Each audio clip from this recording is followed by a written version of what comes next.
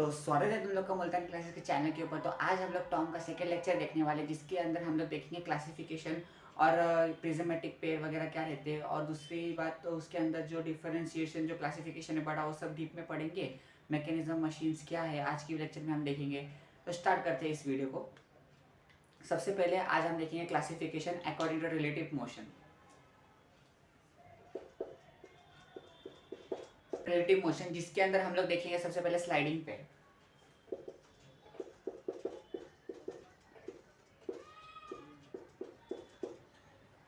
Last lecture में आप लोगों ने देखा रहेगा कि हम लोगों ने क्लासिफिकेशन तक लिया था। अगर आप लोगों ने उस वीडियो को रेफर नहीं किया है तो उसका भी लिंक मैं डिस्क्रिप्शन में दे दूंगा, तो आप उस वीडियो को भी जाकर रेफर करो, वरना आपको यहाँ तक कुछ समझेगा नहीं।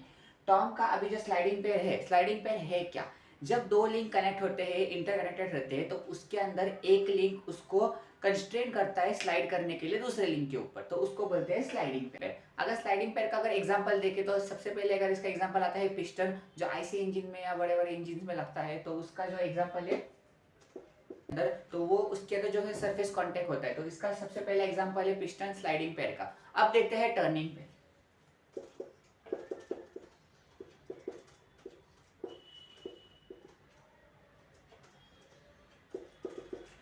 तो टर्निंग पेयर क्या कहता है? जब दो लिंक कनेक्टेड है तो एक लिंक वहां पे फिक्स रहेगी, दूसरा लिंक उसके ऊपर टर्न करेगा, तो उसको बोलेंगे टर्निंग पेयर। एक लिंक जो फिक्स्ड है तो दूसरी लिंक उसके ऊपर टर्न करेगी। एग्जांपल लेते हैं यहाँ का साइकिल की जो एक्ले चेन है, उसके अंदर जो भी एक्ले जो है वो फिक्स्ड है, उसके ऊपर जो चेन घूम रही है वो ये टर्निंग पेयर है।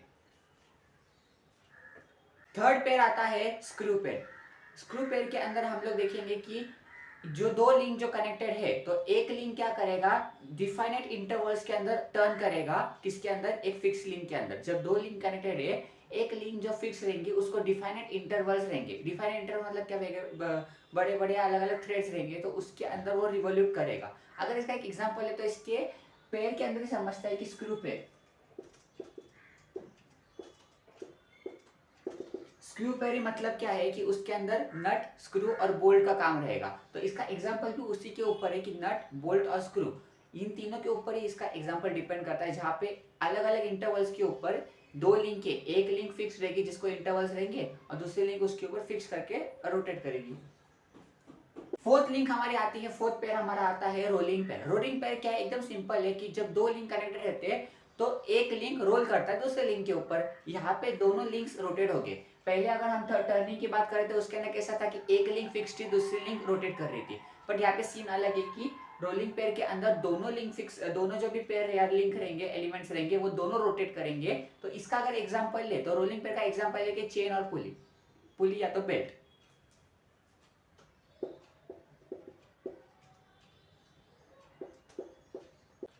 अगर बात की जाए अभी स्पेरिकल पेयर के ऊपर, स्पेरिकल पेयर क्या है कि अगर एक दो लिंक है और एक लिंक का जो भी शेप, या तो ये जो होगा एलिमेंट होगा उसका अगर शेप स्पेरिकल होगा या स्पेरिकल शेप में रहेगा, और दूसरा लिंक जो फिक्स करेगा और उसके अंदर रोटेट होगा, तो उसके अंदर बोलेंगे स्पेरिकल पेयर। दो लिंक जब कनेक्टेड है और एक का जो थोड़ा सा शेप अगर स्पेरिकल है और दूसरा जो लिंक जो फिक्स्ड है उसके अंदर अगर वो रोटेट करता है, तो उसको बोलेंगे स्पेरिकल पेयर। अगर इसका एग्जाम्पल ले तो कार का मिरर जो मैकेनिज्म है वो एक ले सकते हैं। पेन स्टैंड अगर आप ले सकते हो तो हम लेंगे कार का मैकेनिज्म।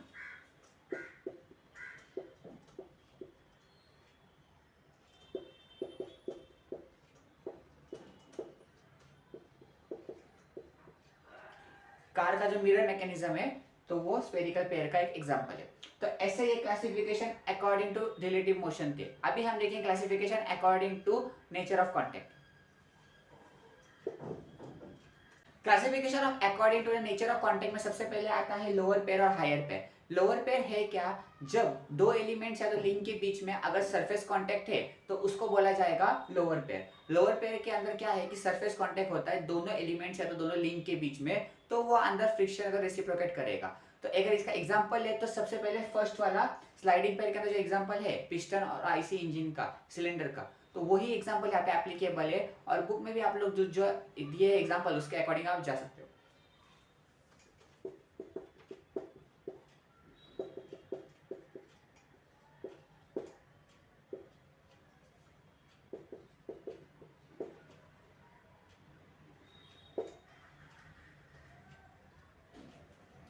अब देखते हैं हायर पेयर के ऊपर। हायर पेयर क्या है कि जो दो एलिमेंट्स कनेक्टेड या दो लिंक कनेक्टेड है उसके बीच में जो जो भी कांटेक्ट होगा, वो पॉइंट कांटेक्ट होगा या लाइन कांटेक्ट होगा, वो उसको बोलेंगे pair, higher pair. Higher pair क्या है, जिसके अंदर जो भी दो लिंक कनेक्टेड है उसके अंदर लाइन या तो पॉइंट कांटेक्ट रहना चाहिए।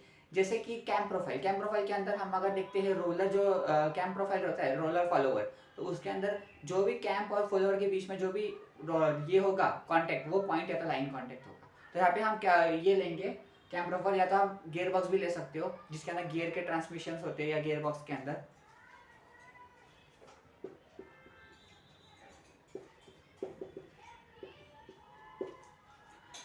तो ये था classification according to relative motion according to nature of contact. अब देखते हैं classification according to the mechanical arrangement.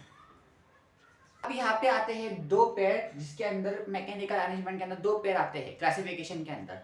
तो इसके अंदर सबसे पहले आता है क्लोज पेयर और ओपन पेयर। क्लोज पेयर क्या है कि जो भी रिलेटिव मोशन मशीन्स या लिंक्स के बीच में थ्रू ट्रांसमिट होगा वो सेल्फ होगा, मतलब उसको और कोई एक्सटेंशन लगाने की गरज नहीं, वो खुद ही करेगा या खुद ही पावर ट्रांसमिट करेगा बिना किसी चीज के एक्सटेंशन लगाने के बाद। पर ओपन में ऐसा नहीं है। ओपन को क्या करना पड़ता है कि सेल्फ को उसके अंदर ये नहीं है ट्रांसमिशन, उनको हमको बोलना पड़ता है, देना पड़ता है कमांड, फिर जाके वो ट्रांसमिट करेगा पावर को।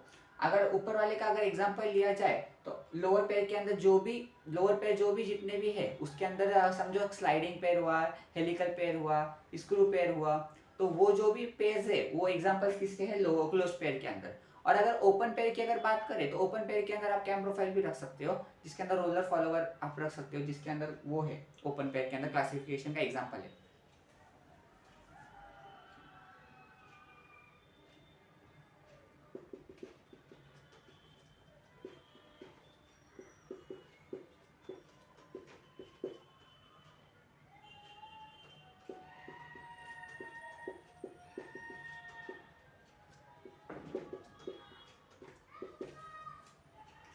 तो ये था एक ब्रीफ क्लासिफिकेशन के इसका क्लासिफिकेशन दिया था काइनेमेटिक पेयर्स का।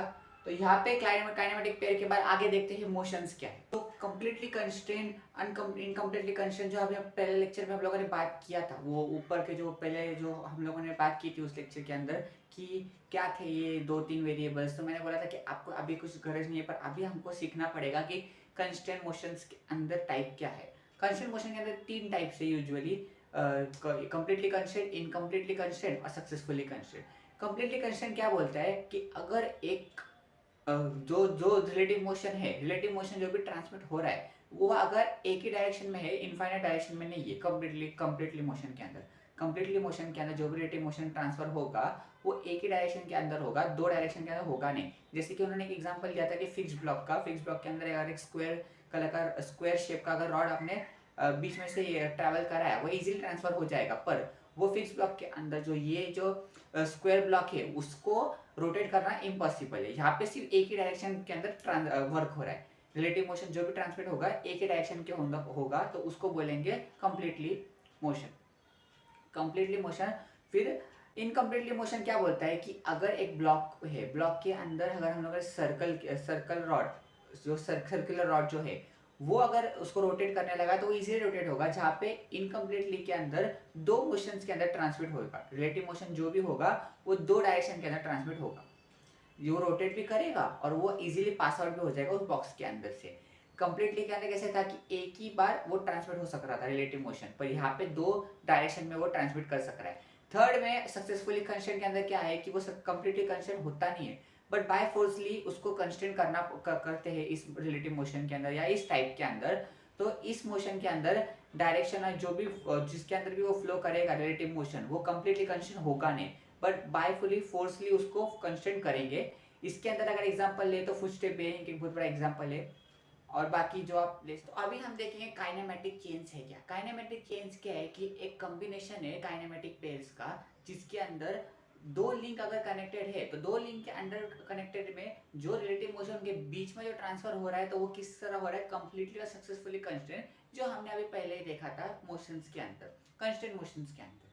तो कंस्ट्रेंट मोशन के टाइप के अंदर हम लोगों ने कंप्लीटली, इनकम्प्लीटली और सक्सेसफुली कंस्ट्रेंट देखा, ठीक है। उसके बाद अभी हम काइनेमेटिक चेंज के अंदर क्या बात कर रहे हैं कि एक कॉम्बिनेशन ऑफ काइनेमेटिक पेयर्स है। काइनेमेटिक चेंज का एक कॉम्बिनेशन ऑफ काइनेमेटिक पेयर्स है जिसके अंदर दो लिंक ऐसे कनेक्टेड है जिसके अंदर दो लिंक्स के बीच में जो ट्रांसफर हो रहा है रिलेटिव मोशन वो कैसा हो रहा है, सक्सेसफुल या कंप्लीटली कंसिडर हो रहा है। अगर ये दोनों पेयर के अंदर जिनके अंदर तीन इक्विटीज आती है, तीन इक्वेशंस आते हैं, सबसे पहले एक आता है पेयर, जॉइंट और लिंक्स आते हैं। इन तीनों का कॉम्बिनेशन, वेरिएबल्स का कॉम्बिनेशन लेके इन्होंने दो इक्वेशंस हमें यहाँ पे दिए हैं।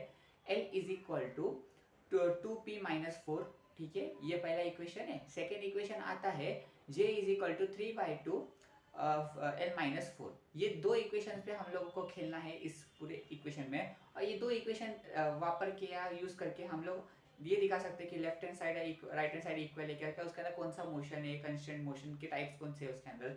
तो इस तरह हम एक एग्जांपल ले कि जैसे कि अगर हम ये 4 चेन वाला 4 या 4 जॉइंट वाला एग्जांपल ले, 4 जॉइंट वाले एग्जांपल में वो क्या बोल रहा है कि अगर उसको 4 जॉइंट है, 4 लिंक और 4 पेयर है, 4 पेयर के अंदर अगर हम सबसे पहले बात करें पहले इक्वेशन की, जो था हमारा L is equal to 2p-4, तो L कितना हुआ हमारा 4 हुआ, तो 2 इंटू पी भी कितना हुआ हमारा 4 हुआ, -4 हुआ तो जो इक्वेशन में है। तो 8 - 4 4 हुआ, तो यहाँ का 4 और यहाँ का 4 इक्वल हुआ, ठीक है, तो ये एक इक्वल हुआ, तो ये बराबर एक है। की अगर बात करें तो J is equal to 3/2 L-2 के अंदर, तो सबसे पहले यहाँ पे 4 लिंक्स होंगे, ठीक है, तो J कितना होगा 4 होगा, ठीक है, 3/2 के अंदर सबसे पहले 4 - 2 होगा, तो सबसे पहले इसका भी जो आएगा आंसर वो भी इक्वली आएगा। तो इस तरह से आप अलग अलग शेप जैसे कि पेंटागन हुआ, ट्रायंगल का हुआ, आप उसके हिसाब से भी चेक कर सकते हो। अभी हम बात करेंगे मैकेनिज्म के ऊपर। मैकेनिज्म क्या है कि एक असेंबली ऑफ बॉडी है जिसके अंदर रेजिस्टेंट बॉडी है, जिसके अंदर बहुत सारे जॉइंट्स, मूवेबल जॉइंट्स कनेक्टेड है, जिसके अंदर एक पेयर जो होगा वो फिक्स्ड होगा क्लोज काइनेमेटिक चेन के अंदर, और उसको यूज किया जाएगा रिलेटिव मोशन को ट्रांसफर करने के लिए। मैकेनिज्म क्या है, एक मैकेनिज्म जिसके अंदर मूवेबल जॉइंट्स है और जिसका एक पेयर जो कांस्टेंट रहेगा क्लोज काइनेमेटिक चेन के अंदर, और वो एक यूज करेंगे किसके अंदर, रिलेटिव मोशन को ट्रांसफर करने के अंदर। तो ये था मैकेनिज्म। इन्वर्जन ऑफ मैकेनिज्म क्या है कि वो एक the part of choosing various link for a frame is known as inversion. Inversion क्या है कि दूसरे डिफरेंट लिंक चूज करने के लिए फ्रेम के अंदर इन्वर्जन ऑफ मैकेनिज्म उसे कहा जाता है, जो डिफरेंट लिंक चूज करता है। एकदम ईजी है ये, ठीक है। थर्ड पार्ट आता है मशीन। मशीन मैं आपको स्टार्टिंग से बोलते आ रहा हूँ कि एक जनरल डिवाइस है जिसके अंदर वो पावर रिसीव करता है और एनर्जी या पावर रिसीव करता है और उसको यूजफुल वर्क में डाल के वो यूजफुल मैकेनिकल वर्क डन कर रहा है, ठीक है। थर्ड अभी हम बात करेंगे स्ट्रक्चर के ऊपर। स्ट्रक्चर क्या है कि एक असेंबली बॉडी है जिसके अंदर हम लोगों ने पहले मैकेनिज्म में क्या देखा था कि एक लिंक वहाँ पे फिक्स थी क्लोज काइनेमेटिक चेन के अंदर और मूवेबल जॉइंट थे। यहाँ पे भी सेम क्राइटेरिया है, पर यहाँ पे क्राइटेरिया क्या है कि यहाँ पे रिलेटिव मोशन ट्रांसफर नहीं होता। स्ट्रक्चर के अंदर सिर्फ फोर्सेस ट्रांसफर होते हैं, जिसके अंदर उसके अंदर मूवेबल जॉइंट्स होते हैं और फिक्स जॉइंट भी रह सकते हैं, ऐसा कुछ इसमें कंडीशन है नहीं। तो जो भी स्ट्रक्चर है ना इसके अंदर मूवेबल जॉइंट्स है और रिलेटिव मोशन ट्रांसफर नहीं करता, सिर्फ ओनली फोर्सेस ट्रांसफर करता है। तो आज के लेक्चर में हम लोगों ने देखा कि स्ट्रक्चर क्या होते हैं, मैकेनिज्म क्या होते हैं, इन्वर्जन ऑफ मैकेनिज्म क्या रहता है, क्लासिफिकेशन देखा ब्रीफ। नेक्स्ट लेक्चर में हम पढ़ेंगे कि मैकेनिज्म्स क्या है। तो वीडियो पसंद आया तो वीडियो को एक लाइक और कमेंट करके और शेयर करके जाना, और ऐसे वीडियोस को मुल्तानी क्लासेस को फॉलो करो।